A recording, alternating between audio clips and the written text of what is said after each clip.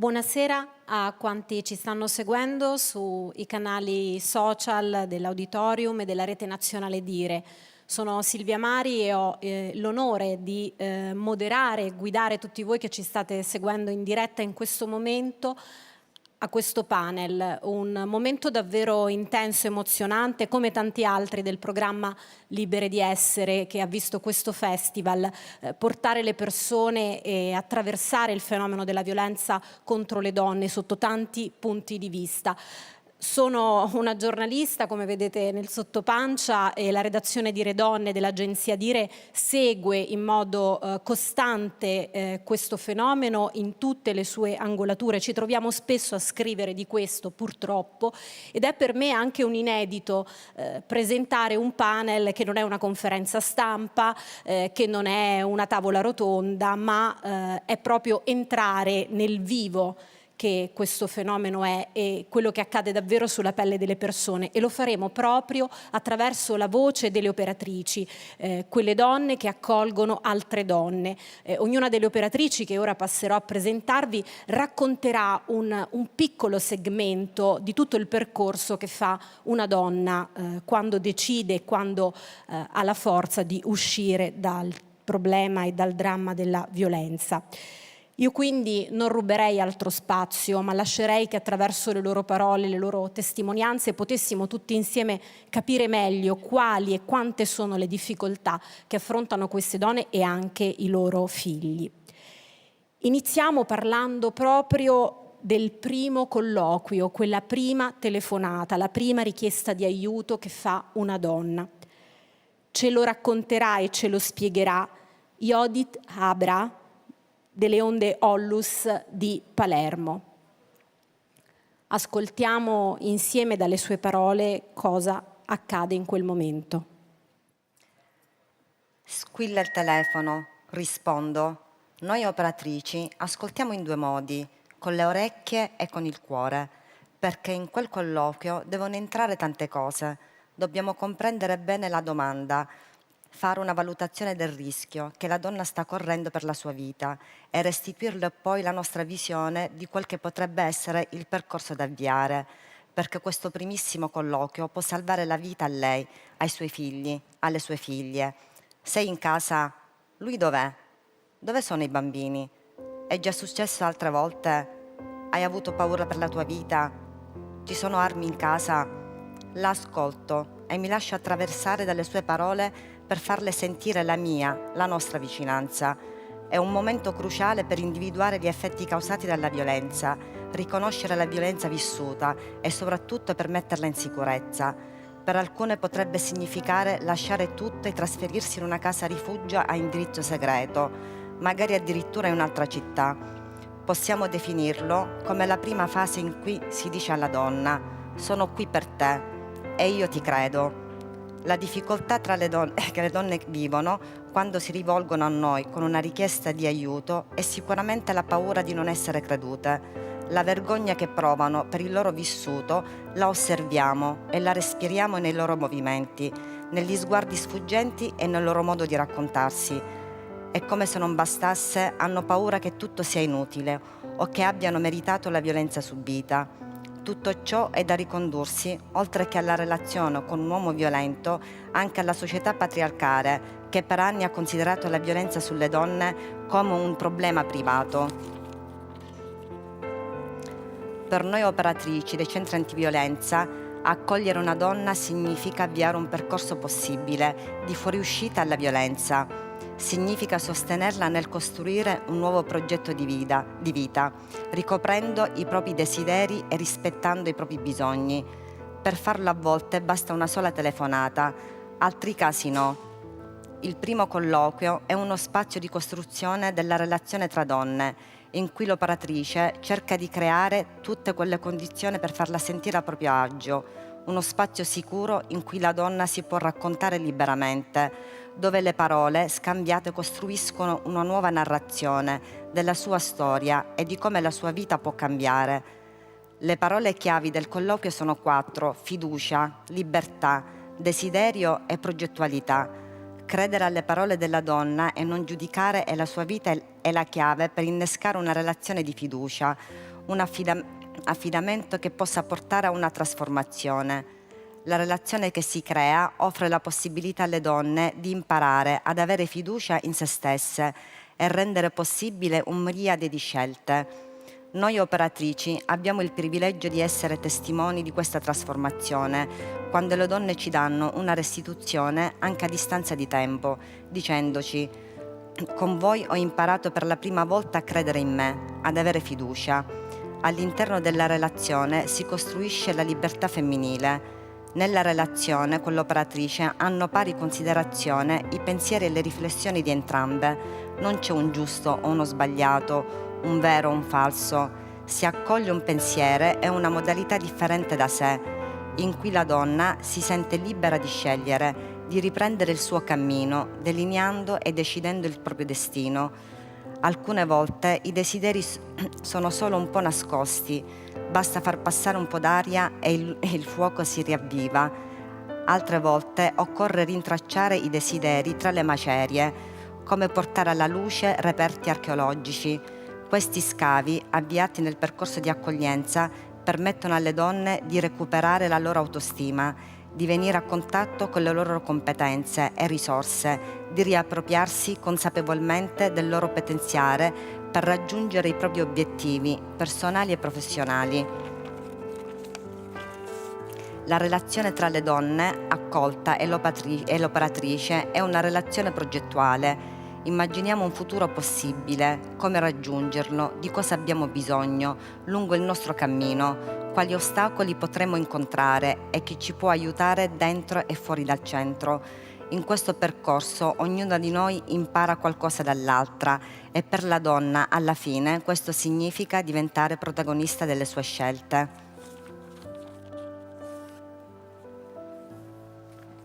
Ringraziamo Yodit Abraha per averci raccontato questo primo momento, e ora entriamo in un'altra pagina, l'ingresso della donna in casa rifugio e insieme a lei l'accoglienza dei suoi bambini, quindi dei minori. Ci descrive questo momento Elena La Greca del centro Lanara di Prato.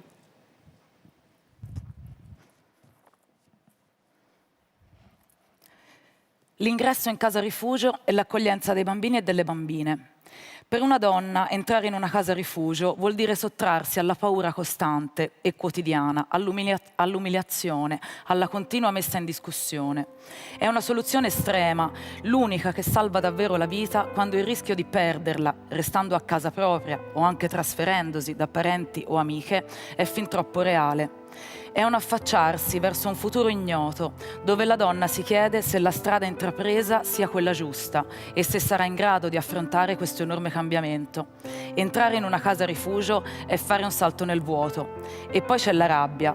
La donna lascia la propria casa, con i suoi spazi, i suoi ricordi, i suoi mobili, il servizio di porcellana della bisnonna che sua madre le aveva regalato, il suo armadio con i suoi vestiti, e lui resta lì, nella sua casa. Cosa farà della sua roba? La butterà? La romperà? Una donna mi ha detto: io so che sembro pazza a chiedere di riavere il servito di piatti di mia mamma, ma quel servito è mio, non voglio che lui mangi nei miei piatti. Lo so che adesso io sono salva, ma lui mi ha tolto tutto, i miei sogni, i miei desideri, le mie speranze, il mio lavoro. Io rivoglio i miei piatti. Quando una donna entra in una casa rifugio è come se scappasse da un temporale che la insegue e non le dà tregua. Sembra voglia sparire, farsi sempre più piccola, invisibile fino ad annullarsi. Gli sguardi sono vuoti, spenti. Troppo spesso ho avuto la percezione che fossero isolate dentro di sé, al punto da non riuscire ad ascoltare nemmeno le mie spiegazioni sul funzionamento della casa. Perché entrare in una casa rifugio significa anche avere delle regole, condividere con estranei lo spazio della propria intimità, non poter dire a nessuno dove siamo, non poter invitare persone a casa. Ho visto tante donne arrivare in casa in punta di piedi, con i bambini per mano o in braccio, e, una volta dentro, meravigliarsi nel trovare le altre ospiti che con una parola, una stretta di mano o un piatto caldo fanno la differenza. Ci si riconosce, ci si accoglie e non si è più sole. Casa Rifugio diventa la propria casa, dove potersi confrontare e anche scontrare con le altre ospiti e le operatrici, ma alla pari, senza la paura che qualcuno possa prevaricare o possa, ancora peggio, aggredire fisicamente. Ci sono donne che per anni non si sono più guardate allo specchio e che riscoprono la bellezza del loro corpo e il piacere del prendersene cura, aiutate dal riflesso di sé che vedono negli occhi delle altre donne e delle operatrici. Finalmente non ci sono più urla, aggressioni, il sobbalzare quando si sente girare la chiave nella toppa. Può andare a fare la spesa e tornare subito a casa, se vuole, senza la paura di quello che può succedere al rientro. Oppure può uscire senza motivo, solo perché ne ha voglia. Ecco che quel vuoto, che all'inizio fa tanta paura, poco a poco si riempie e diventa la nuova vita. Ritrovano la capacità di ridere e scherzare, anche con i loro bambini. Una volta una donna mi ha detto: non potevo più ridere e scherzare con i miei figli, perché se quando lui tornava a casa ci trovava sorridenti e allegri erano discussioni interminabili e allora, appena sentivamo la porta aprirsi, calava il silenzio e nessuno, né io né i miei figli, osava più dire niente. E poi ci sono loro, i bambini e le bambine, che vengono accolti insieme alla mamma. Ho visto bambini e bambine entrare in Casa Rifugio con età diverse, vite diverse, madri diverse, sorrisi diversi. Quello che mi colpisce sempre è che, può sembrare banale, sono solo bambini e bambine e io sono un'estranea. Per loro entrare in Casa Rifugio è però un sospiro di sollievo, perché vedono la mamma meno tesa, non devono preoccuparsi di quanti passi fanno, non sono in ansia per lei, che le succeda qualcosa. Ma non è certo facile svegliarsi e trovare in cucina donne estranee e bambini e bambine che non conoscono. Possono nascere amicizie, ma anche crearsi situazioni di lontananza. Devono cambiare la scuola, lasciare gli amici e le amiche, il parco preferito, gli animali domestici, la loro casa. A volte cambiano città o restano chiusi in Casa Rifugio per un po' di tempo, in attesa di spostarsi su altri territori in sicurezza. Però Casa Rifugio è anche un momento in cui potersi divertire, in cui potersi raccontare o giocare e basta. Paradossalmente, i bambini agitati e arrabbiati, quelli che fanno casino, sono quelli che poi stanno meglio prima, perché si accorgono di essere visti anche se abbassano la voce. Ci sono bambini e bambine che ci raccontano con minuzie di dettagli la loro vita di prima, quello che hanno visto, sentito, provato. Ci sono bambini e bambine mascherati da adulti, talmente abituati a farsi piccoli e piccole per non dare fastidio da sembrare più grandi di quello che sono. Il nostro lavoro è toglierli dalle posizioni di responsabilità, permettere loro di sbagliare, di essere se stessi. Il nostro lavoro è restare al loro fianco, far sentire la nostra presenza, settimana dopo settimana, rispettando i loro tempi. Sono le vittime di violenza assistita, che vedo e vediamo ogni giorno, con i loro sorrisi e le loro smorfie. Essere una delle adulte di riferimento è un gran privilegio, richiede tanta responsabilità e ti mette sempre in discussione.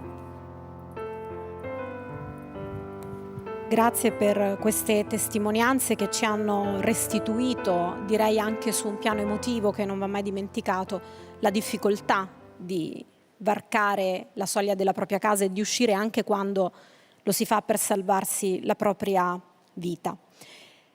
E ora un altro aspetto che è legato al modo con cui si lavora insieme per sostenere queste donne nel percorso di uscita dalla violenza, il lavoro d'equipe, le operatrici, le psicologhe, le mediatrici, dell'importanza di lavorare in rete, è questa la parola chiave che fa da filo rosso nell'operato dei centri antiviolenza e delle case rifugio, è proprio un'operatrice. Lei è Cristina Carelli del CADMI di Milano.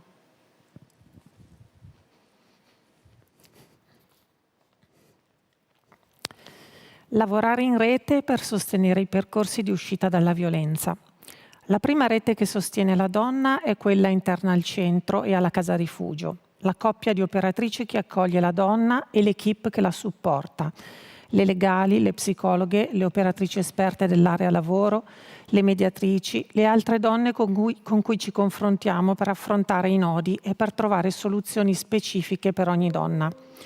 I nostri centri sono nati da reti di relazioni tra donne e si sono mossi sin dall'inizio per creare reti formali e informali per supportare al meglio ogni singola donna incontrata e accolta.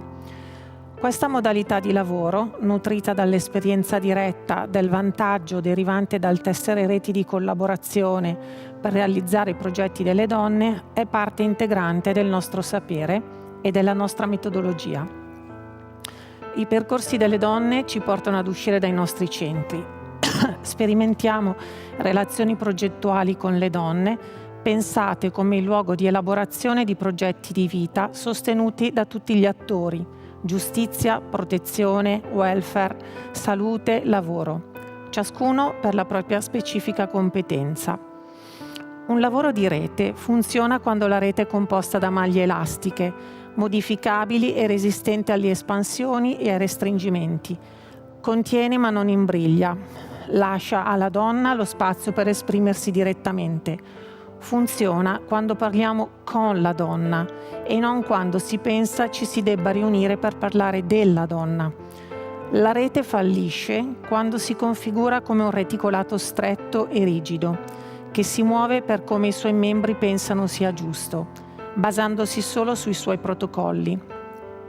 In realtà, dobbiamo muoverci mettendo al centro i desideri della donna e procedendo nel rispetto dei tempi che lei stabilisce e usa per capire, elaborare e maturare scelte soggettive che magari noi o altri soggetti della rete non condividiamo. Noi le sosteniamo anche quando fanno scelte che non comprendiamo e che sono distanti da quanto prospettato insieme. Il rapporto che abbiamo con la donna, costruito sulla sua esperienza e sul suo riconoscimento della sua credibilità, ci consente di vedere la complessità del percorso e di prepararla ad affrontare alcuni passaggi complicati che, se non gestiti consapevolmente, potrebbero danneggiarla. Ci sono passaggi obbligati a cui le istituzioni costringono le donne, mettendole sotto esame e giudicandole spesso come corresponsabili di quanto è accaduto, soprattutto se sono madri. Attraverso il rapporto di fiducia che si crea, nel pensare al suo progetto di uscita dalla violenza, possiamo anticiparle ciò che accadrà, supportarla nella comprensione di questi passaggi e nell'affrontare situazioni in cui la rete istituzionale la fa sentire vittima di un'ulteriore forma di violenza.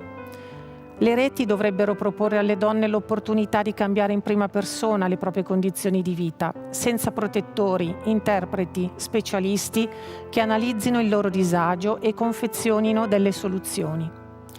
Nel tempo, con l'affermarsi delle cosiddette politiche di contrasto alla violenza maschile sulle donne, le reti istituzionali sono divenute il panorama dentro cui ci dobbiamo muovere. Queste reti sono formalizzate attraverso protocolli e procedure che noi operatrici seguiamo solo quando rispettano la volontà della donna. Per questo siamo pronte a sostenere confronti spesso aspri e a motivare scelte coraggiose. In questo ci sostengono la Convenzione di Istanbul e le raccomandazioni del Grevio, il gruppo di esperte sulla violenza del Consiglio d'Europa. Nel farlo dobbiamo tenere in conto le falle della rete e i suoi errori, e lo facciamo nonostante frustrazioni, delusioni e arrabbiature, perché siamo la voce delle donne e siamo in grado di rappresentare tutte le sfumature della violenza e delle sue dinamiche. Il buon esito di un lavoro di rete dipende dalle persone che lo compongono. Spesso, paradossalmente, la rete istituzionale blocca la vita delle donne in uno stallo che la affatica e le disorienta, perché a volte l'obiettivo della rete sembra essere soprattutto quello di avere un funzionamento che tranquillizzi e metta al riparo i soggetti che la animano, lasciando sullo sfondo il benessere delle donne. Quando invece si mette al centro il progetto di vita delle donne, costruito con i centri antiviolenza, le reti diventano l'opportunità per sentirsi parte di una comunità che rende davvero possibile lasciarsi la violenza alle spalle.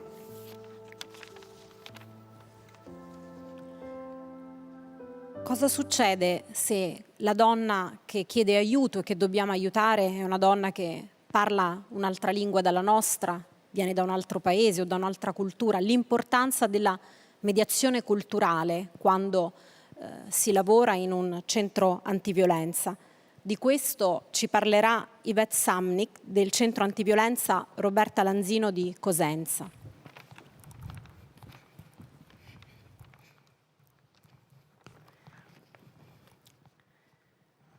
Delle mediatrici si dice sempre che sono un ponte tra due rive che sono le culture diverse delle donne accolte e delle operatrici, per le quali lei tradurrà le parole del fiume della comunicazione.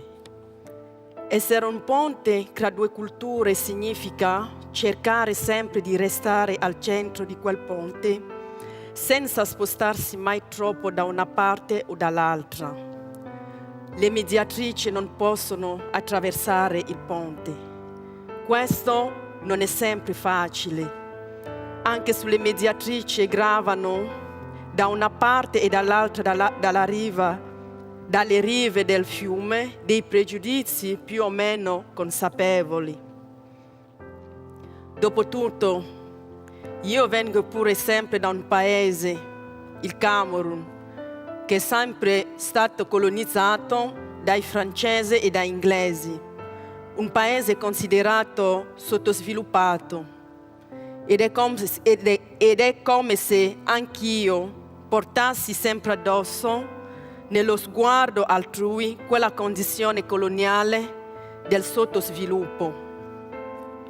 Le donne accolte invece, che spesso si illuminano quando mi vedono, perché ho la pelle del loro stesso colore e sentono di aver trovato un'amica, possono però essere anche diffidenti. A volte mi hanno chiesto: ma perché sei con loro? Tu sei africana, perché parli come loro?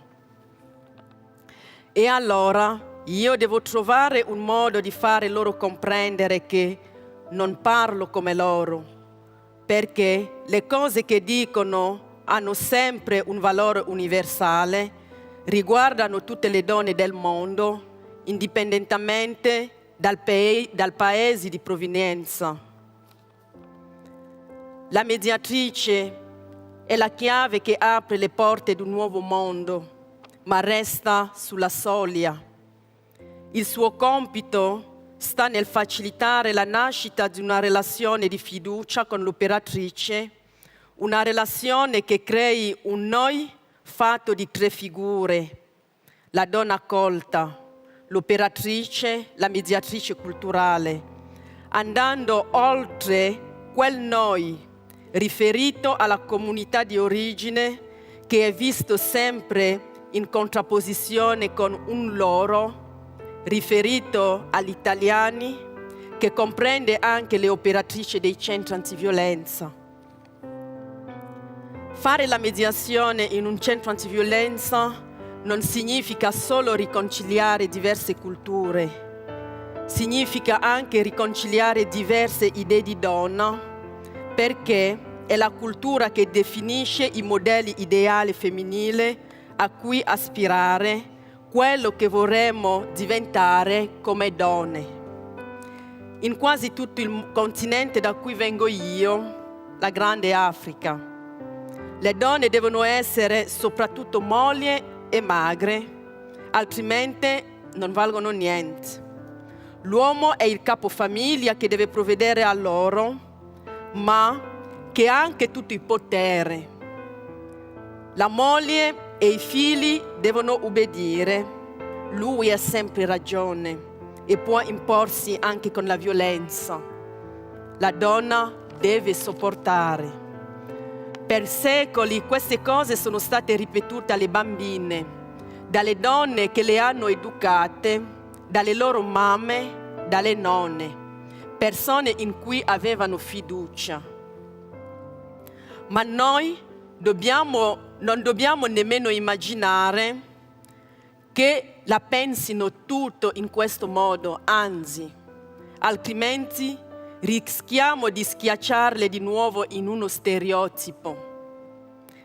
La chiave è l'ascolto. Offrire loro lo spazio per essere libere di dire ciò che sentono, perché ce ne sono che arrivano qui già convinte che la donna ha diritto di scegliere, che i suoi desideri devono essere rispettati, che non può essere costretta con la forza a fare quello che decide l'uomo. Per questo il lavoro di mediazione è molto delicato, perché dobbiamo proporre loro una strada verso l'autonomia che libera dalla violenza, ma senza farle sentire donne sbagliate o giudicate, anche quando dicono che la violenza è normale e che l'unica cosa che conta per una donna è sposarsi e avere una famiglia, se no non vale niente. Il nostro compito come mediatrice culturale e operatrice dei centri antiviolenza è mostrare alle donne che ci sono anche che ci possono anche essere strade alternative, che essere autonome, avere un lavoro, separarsi da un partner violento non significa snaturarsi come donna, ma è solo un'alternativa possibile per vivere bene la propria vita. Starà poi a ciascuno di loro scegliere per sé, cercando di fare convivere la cultura del paese in cui sono cresciute e quella del paese in cui sono arrivate, e vivranno nei prossimi anni i sogni con cui sono partite e le opportunità che questo paese potrebbe offrire. Non dobbiamo mai dimenticare che le difficoltà che incontreranno saranno molte e che le cose che devono imparare per muoversi in questo paese sono moltissime e occorre farlo anche rapidamente. Non solo una nuova lingua, ma tutto il funzionamento di una società, dei servizi, della burocrazia. Il cammino che noi mediatrici aiutiamo a compiere è quello che porta ciascuna donna a trovare un nuovo spazio per sé, uno spazio in cui convivono diverse culture, uno spazio interiore che ti rende completa e non ti divide.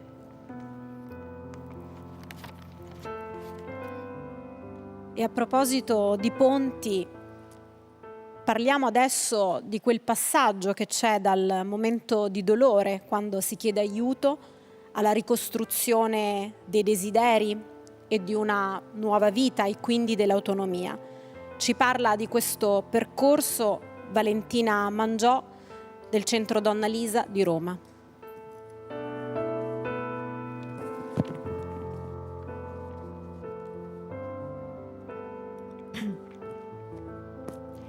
Al centro ogni donna porta il coraggio della propria storia.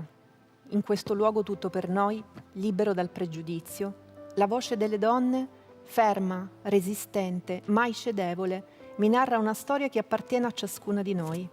Il loro racconto ci unisce, è la nostra condizione culturale. Nelle loro parole il dolore è diventato determinazione, mi affida il desiderio di cambiare lo sguardo del mondo sui nostri diritti. Da ogni donna ascolto la voce di tutte le donne. Sento il loro desiderio di libertà da un uomo e da una cultura che ci umilia, ci maltratta, ci subordina, ci vuole controllare e controllate.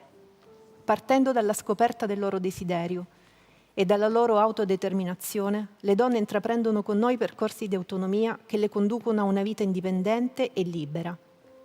Autonomia che li attraversa e diventa la loro nuova esistenza. Possono scegliere cosa fare, imparare un mestiere, avviare una piccola attività imprenditoriale a partire da sé, dal proprio desiderio. Diventano esse stesse testimoni che dalla violenza si può uscire.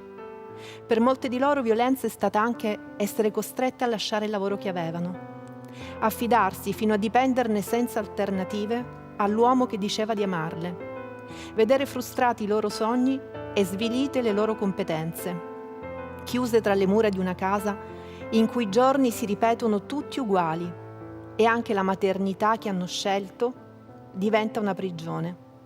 Autonomia significa allora non dover più chiedere i soldi per ogni piccola spesa, che deve sottostare all'approvazione di qualcun altro, al suo giudizio e al suo possibile rifiuto. Mi servono i soldi per comprare gli assorbenti e un paio di calze, ma perché ne hai davvero bisogno? Siamo noi operatrici che li accompagniamo verso la riconquistata indipendenza, che attraverso il lavoro e l'autorealizzazione conduce alla libertà. L'ingresso al centro è un atto di affermazione di sé. È il primo passo verso la riscoperta di cosa vogliono essere e il riconoscimento che altre donne possono sostenerle in questo percorso.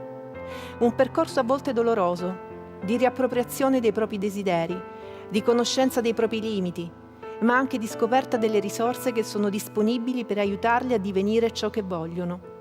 Fare con le donne un bilancio di competenze è un passaggio chiave, nel quale ricostruiscono la propria storia da un punto di vista diverso, quello che sanno fare, quello che amano fare, quello che vorrebbero fare.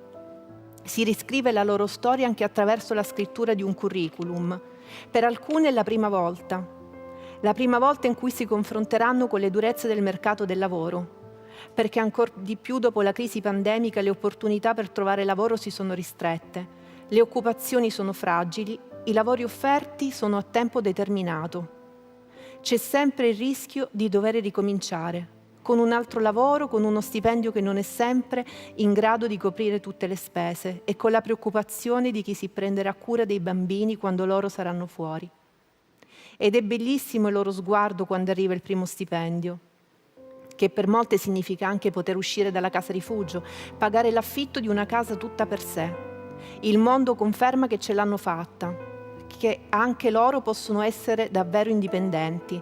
Nei loro occhi riflessi nei miei vedo un'energia incredibile, una scintilla di gioia pura che motiva e sostiene l'impegno di noi operatrici.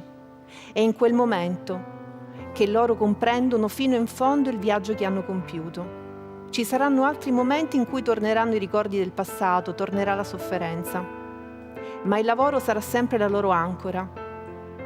Dopo essersi sentite dire per tanto tempo sei una buona a nulla, non sei capace di fare niente, sei una cosa inutile, finalmente sentono che no, non è vero, loro sì, sono capaci di costruire qualcosa. Hanno un lavoro, hanno una casa, ce l'hanno fatta. L'autonomia comincia quando la violenza è esposta, svelata, resa pubblica, denunciata. È qui che comincia, dalle parole delle donne, un percorso di cambiamento individuale, personale e collettivo. Un percorso che sarà realizzato solo quando i diritti che ci sono astrattamente riconosciuti troveranno nel costume la loro espressione concreta. È al centro che la donna ritorna libera ogni volta.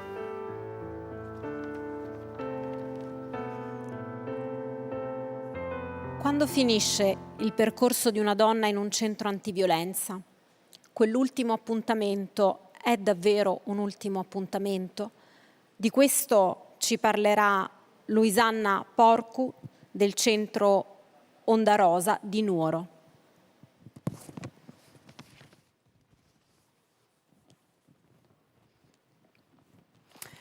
Quando finisce il percorso di una donna in un centro antiviolenza?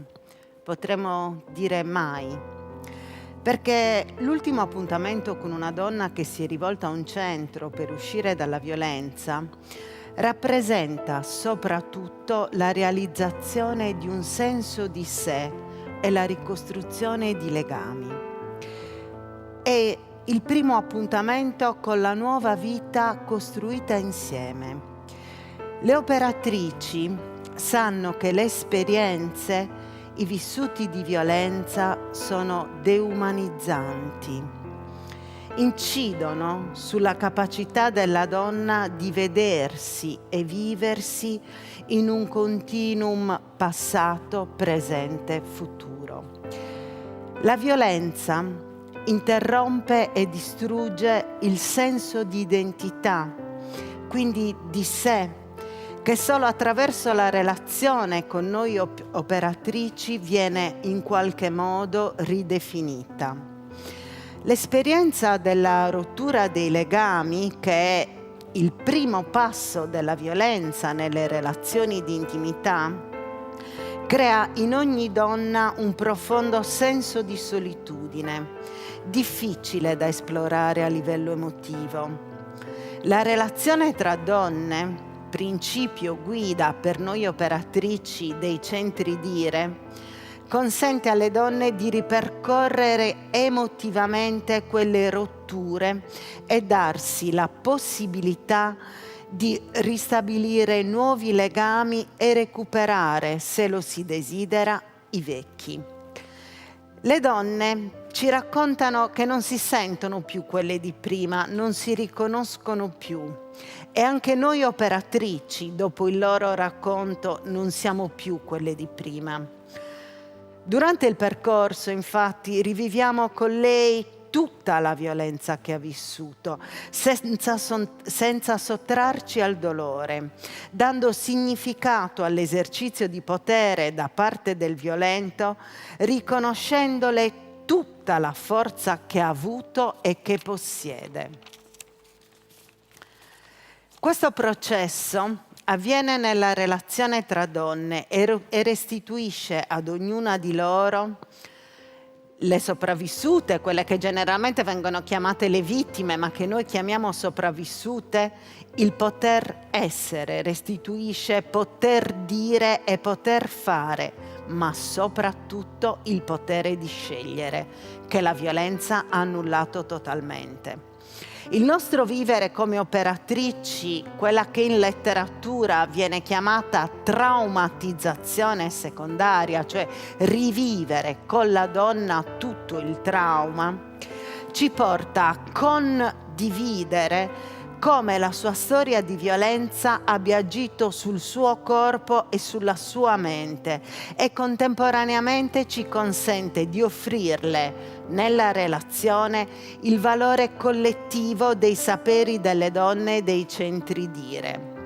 È questa la dimensione che permette una progressiva trasformazione durante il percorso. Per un lungo periodo il maltrattante è sempre lì con noi nella relazione durante il percorso e nella narrazione. Cosa vuol dire? Vuol dire che la donna ci racconta sempre: lui mi diceva, lui faceva, lui pretendeva. Ma è una presenza, è sicuramente presente nei pensieri della donna, nel suo vissuto e di conseguenza anche nel nostro, ma è una presenza che diminuisce mano a mano che la donna riacquisisce il potere di scelta e autodeterminazione. Infatti, alla fine del percorso, nel suo nuovo progetto di vita, il maltrattante non esiste più. Esistono solo i suoi desideri e la ricostruzione di nuovi e vecchi legami alla luce del nuovo sguardo sul mondo e su di sé. Tra questi ci siamo anche noi operatrici, tutta l'associazione che l'ha accompagnata, ma soprattutto i saperi delle donne conseguiti negli anni attraverso la pratica e la formazione. Nel ripercorrere le violenze, le donne hanno quasi un senso di protezione nei confronti di noi operatrici. Non vogliono esporci alla violenza che hanno subito. A volte dicono frasi come: quel giorno ha proprio esagerato, forse è meglio che non lo dica, no, non riesco a dirlo.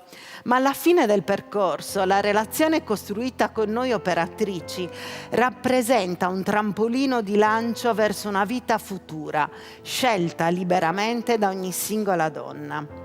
Ciò è possibile sulla base della forte relazione tra noi e con noi, la condivisione del passato e del presente, la lettura comune del significato di ciò che è e ciò che rappresenta la violenza nelle relazioni tra i sessi, la visione del proprio futuro, del nuovo progetto di vita che sta vivendo. Le donne sono ciascuna una storia, una vita, una narrazione, un percorso. Ci sono donne che sentono il desiderio di condividere la loro libertà anche dopo il passaggio alla propria autonomia attraverso telefonate o appuntamenti presso il centro. Altre che scelgono di stare vicine all'associazione, altre che si fanno sentire dopo anni, altre che non sentiamo proprio più. Così come non esiste un unico percorso di uscita dalla violenza, non c'è un ultimo appuntamento uguale per tutte, ma comunque sia è un punto fermo lungo un continuum di libertà e autodeterminazione. E con questo intervento abbiamo vissuto insieme questa staffetta, questa maratona di testimonianze davvero molto intensa. Il mio grazie davvero a tutte le donne che su questo palco hanno ripercorso i momenti che attraversa una donna quando esce dalla violenza, ma grazie per quello che fanno tutti i giorni come operatrici nei centri antiviolenza e nelle case rifugio. Così come ringrazio la Rete Nazionale Dire e il Festival Libere di Essere per aver voluto l'Agenzia Dire e Dire Donne in questo spazio. Ho iniziato questa presentazione dicendo che non è consueto per una giornalista ritrovarsi su un palco con una narrazione che non è la solita conferenza stampa, e devo dire fuori di retorica che considero questa narrazione istruttiva per chi come noi ogni giorno è chiamato anche a raccontare, a fare cronaca di questa dolorosa esperienza dell'esistenza umana, perché si impara moltissimo dalla voce di chi è sul campo, di chi è in prima linea e dal coraggio anche di queste operatrici, lasciatemelo dire. Grazie a tutte e a tutti.